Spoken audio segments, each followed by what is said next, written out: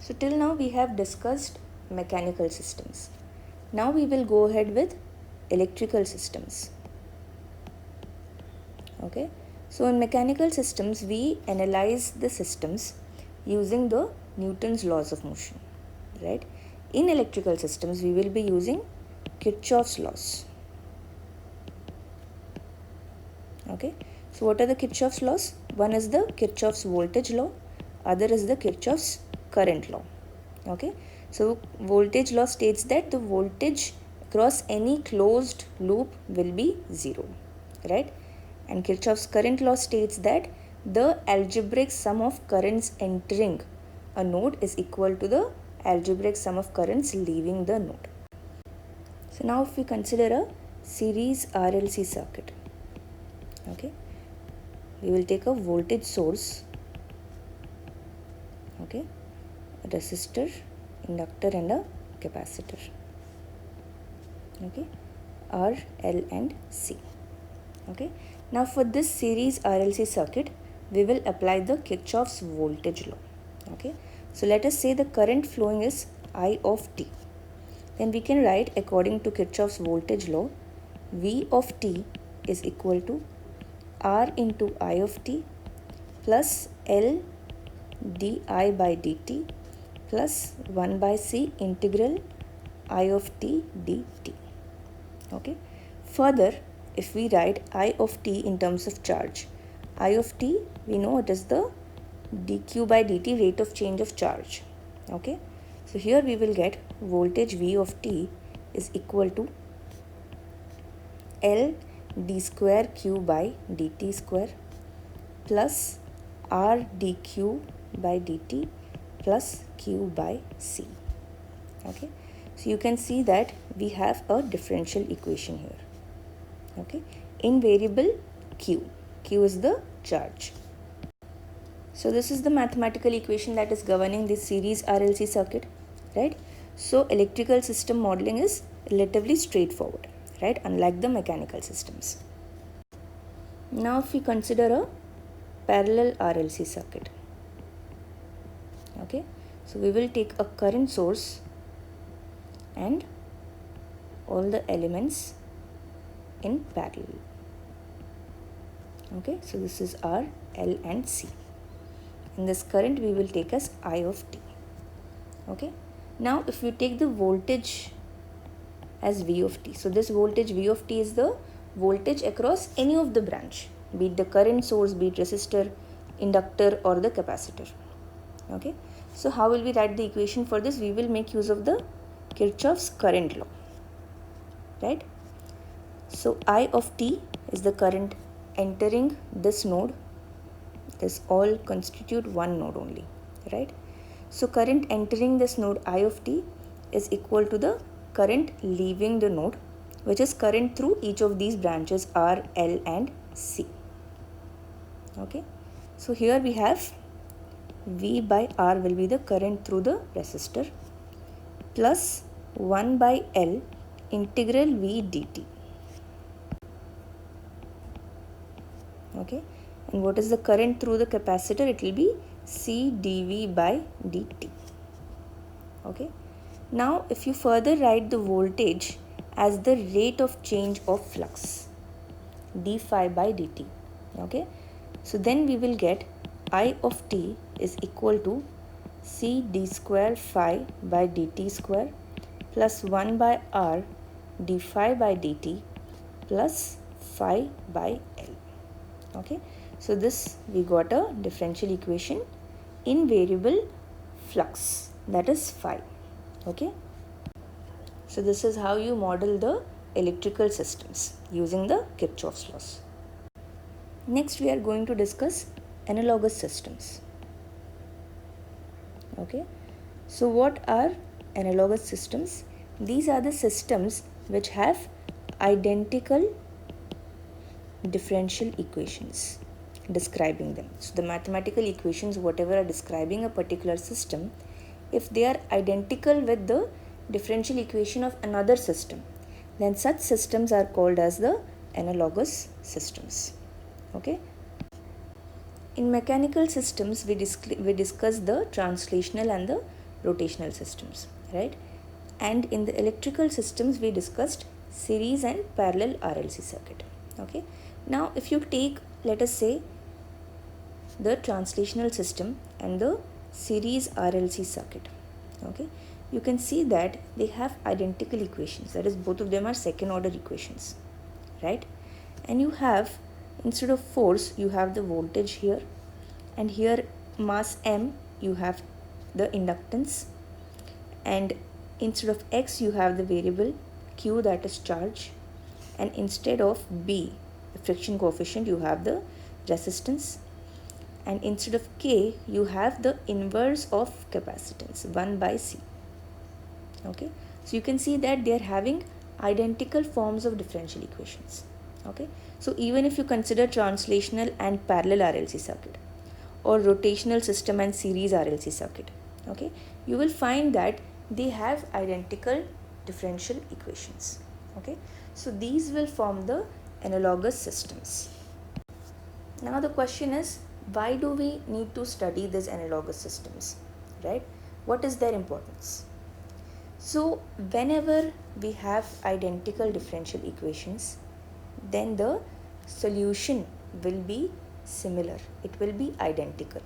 Okay, so if we find out the, let us say, the solution of a translational system, then it becomes easier to find out the solution of a series RLC circuit, because both of them are having identical differential equations.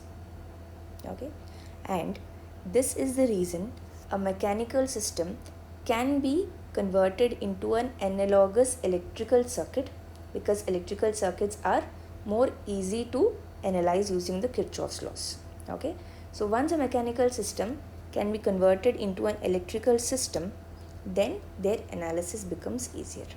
Okay, so that is why we study the analogous systems. So if you take the translational system and a series RLC circuit, right? So here the force F is corresponding to the voltage, M is corresponding to the inductance L, B is corresponding to the resistance R, okay, and K, that is a spring constant, it is corresponding to the inverse of the capacitance. Okay, and the displacement is corresponding to the charge Q. Okay, so this forms the force voltage analogy. Okay, so similarly, if you take a rotational system and a series RLC circuit, then you will get the torque voltage analogy.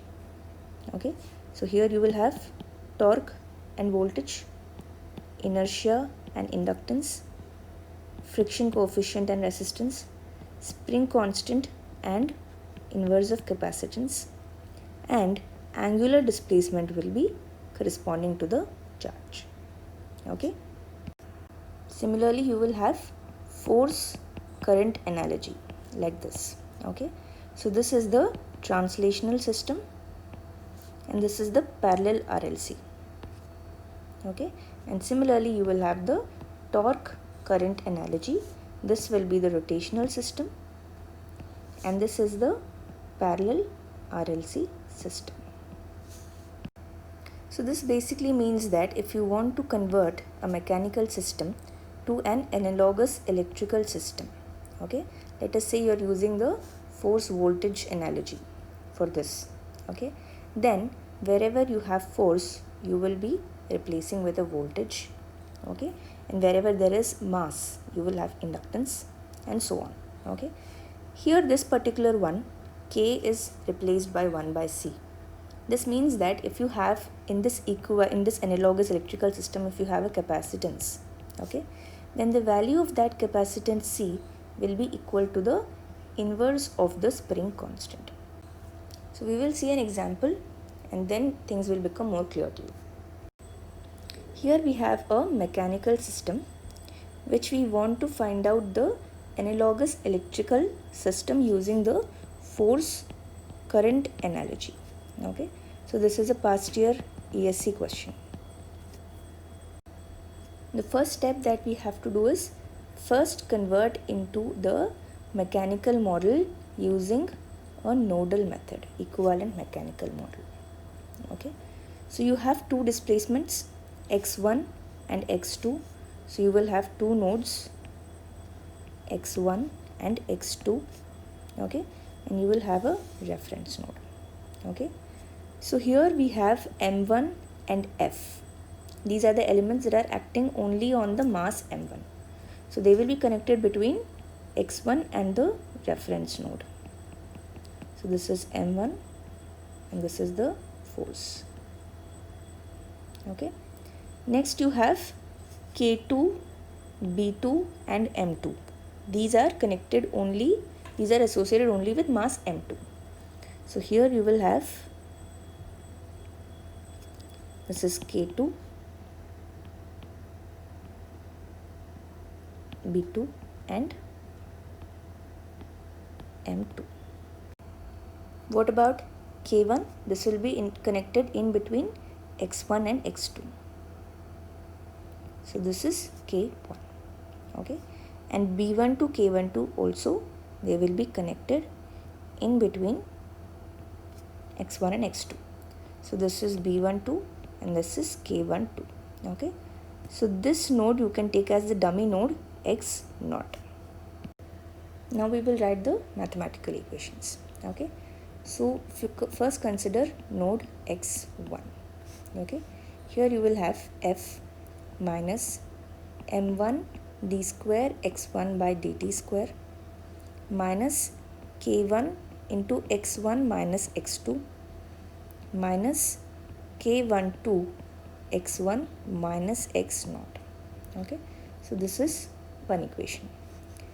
And at node x2 you can write m2 d square x2 by dt square plus b2 dx2 by dt plus k2 x2 plus k1 x2 minus x1 plus b12 x2 minus x0 is equal to 0. Okay, so this will form the second equation. Okay, so you also have the dummy node x0. Okay, so we have to write the equation here also. So b12 d by dt of x0 minus x2 plus k12 x0 minus x1 equal to 0. Okay, so this will form the third equation. Now what you have to do is, from each of these equations we have to write electrical equations using the force current analogy. Okay, so this you have the force current analogy. Okay, so equation 1 will become, what is f? F corresponds to the current I, right? So I will be equal to, this is equal to 0. Now M corresponds to capacitance C. Okay, so C1 d square, and X corresponds to phi, so X1 corresponds to phi 1. Plus, now the spring constant K will correspond to inverse of the inductance. So instead of K1 you will write 1 by L1. Okay, and here instead of X1 you will write phi 1 minus phi 2. Okay, plus K12 will be again inverse of inductance, 1 by L12 phi 1 minus phi 0. But we know that voltage V is equal to d phi by dt. Okay, so this equation we can rewrite as I is equal to C1 dV1 by dt plus 1 by L1. Phi 1 we can write as integral V1 dt. Okay, so we have integral V1 minus V2 because phi 2 is also there, dt plus 1 by L12 integral V1 minus V0 dt. Okay, so this corresponds to the first equation, right? This is the equation at node 1, which is the first equation. Okay, and similarly we will have for the second equation, we can get C2 dV2 by dt plus 1 by L2 integral V2 dt plus V2 by R2 plus 1 by L1 integral V2 minus V1 dt plus 1 by R12 V2 minus V0 is equal to 0. Okay, so you can get this by substituting. Instead of M2 you will write C2, instead of X2 you will write Phi2. Okay, so on in the similar procedure that you've written equation 1. Okay, so you will get the second equation also. And similarly for the third equation, that is at node x1, you will get 1 by R12 V0 minus V2 plus 1 by L12 integral V0 minus V1 dt is equal to 0.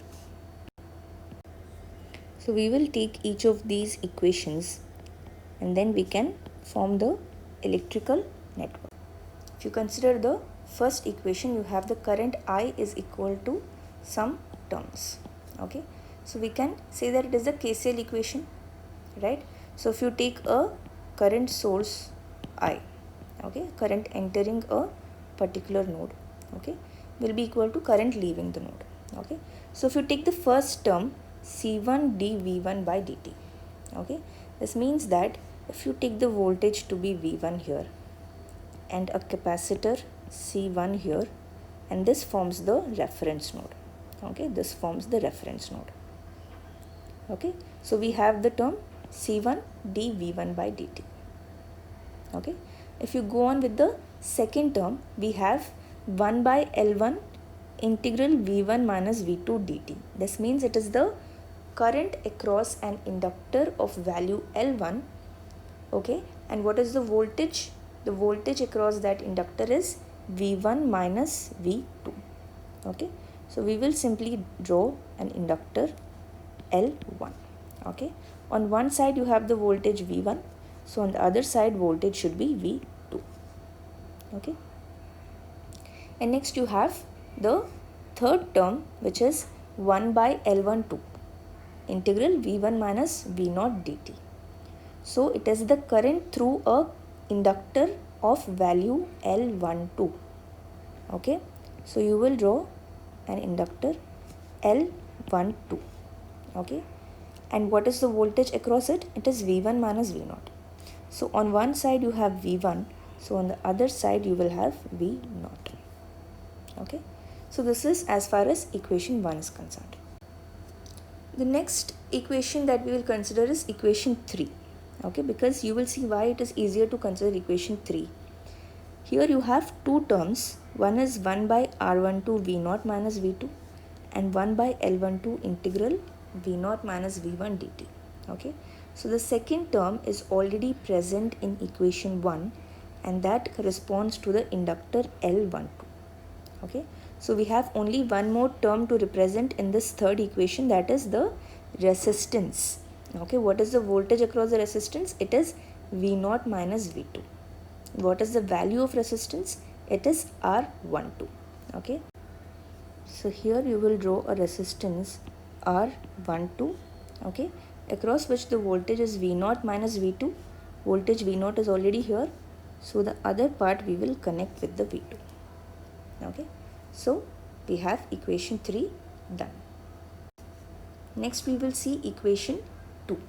Okay, in equation 2 we have 1 by R12 V2 minus V0. Already we have represented R12, and also 1 by L1 integral V2 minus V1. This also we represented, right?